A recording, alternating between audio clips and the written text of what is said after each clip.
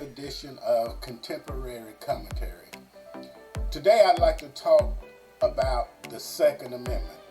When President James Madison drafted the Second Amendment in 1789, what did he intend for the term bear arms to mean to the revolutionary generation of that day? What was the historical content in which Congress endorsed it and the states ratified it?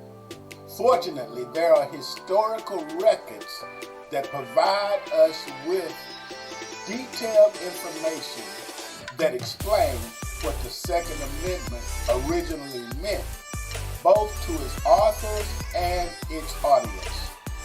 In the debates over ratification in 1788, many anti-federalists agreed to vote for the new Constitution only if Congress would agree that guarantees of certain personal freedoms and limitations on the federal government's power would be included in a set of amendments that later became known as the Bill of Rights.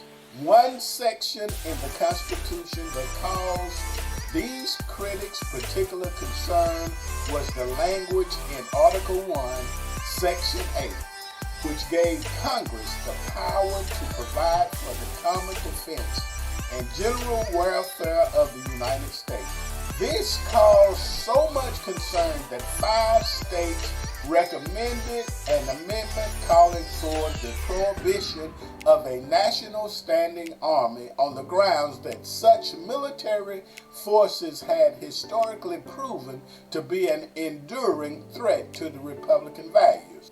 In the Virginia Convention to ratify the Constitution, Madison listened as Patrick Henry described imaginary scenarios in which the Virginia militia were ordered out of the state to support military operations in faraway places that citizens of the Old Dominion considered misguided deployments in foreign countries.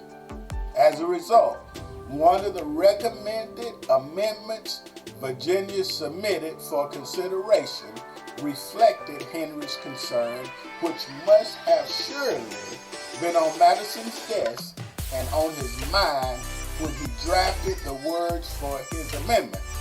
But for some unspecified reason, the Senate reversed the first 2 clauses in order to grammatically clarify the rationale for the right to bear arms.